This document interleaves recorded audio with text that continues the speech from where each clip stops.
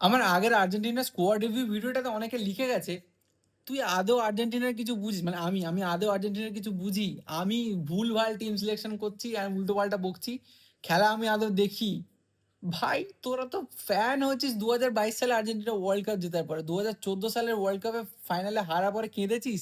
আমি কেঁদেছি ভাই, অনেক ছোট ছিলাম, কেঁদেছি তখন। তখন থেকে আর্জেন্টিনার ফ্যান, তার আগে থেকে আর্জেন্টিনার ফ্যান।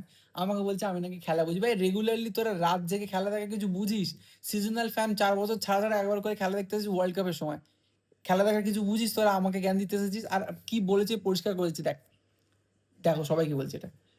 লিচা, ওটামেন্ডি, কুতি রোমেরো, তিনজনেই এই মুহূর্তে যে ধরনের ফর্মে থাকা দরকার ওয়ার্ল্ড কাপ খেলার জন্য সেই জায়গায় নেই। রেগুলার স্টার্টিং করতে পারবে না, সেইখানে সেনেসির মতো একটা প্লেয়ারকে দরকার ছিল যে পারফেক্ট ফর্মে আছে, যে প্রত্যেকটা ম্যাচে ভালো প্রেজেন্স দিতে পারবে। It's like that. তার মানে এটা নয় যে ওটামেন্ডি, লিচা আর কুতি রোমেরোকে আমি স্কোয়াড থেকে বাদ দেবো, দ্যাটস নট পসিবল। কারণ ওরা তিনজনেই আগেরবার ওয়ার্ল্ড কাপ জিতিয়েছে।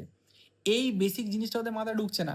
আমি বলছি যে মাস্তানতোনোকে খেলানো রাখা টিমে দরকার ছিল। নিকো পাজ আছে, I know he is a great player, but মাস্তানতুনোকেও রাখার দরকার ছিল। তার কারণ হচ্ছে আগেরবারে ডিবালা যে রোলটা প্লে করেছে ওটা মাস্তানতুনো করতে পারতো। কারণ ম্যাচ 120 মিনিটসের মতো যাবে, সেখানে গিয়ে পেনাল্টি হবে। 90 মিনিটসের পরে খেলাটা ডিফিকাল্ট। ইউএসএতে ওখানে টেম্পারেচার কিন্তু ঠিকঠাক থাকবে না, কখনো কখনো মেক্সিকোতেও আছে। তো ওখানের হিউমিডিটি টেম্পারেচারের উপর ডিপেন্ড করে প্লেয়ার লাগবে, ব্যাকআপ প্লেয়ার দরকার। তো সেটার উপরে বলেছি মাস্তানতুনোকে রাখা দরকার। তার মানে কি মাস্তানতুনোকে রাখলে মাস্তানতুনো মেসিকে রিপ্লেস করে দেবে? আলফাল লজিক ভাই এদের, এরা কারা? তো এই হচ্ছে সিম্পল লজিক ছিল। মিডফিল্ডে দেখো, মিডফিল্ডে যেটা বলছি, আমি যেটুকু বুঝেছি স্ক্যালোনি এদের তিনজনকে চেঞ্জ করার চান্সেস খুব কম।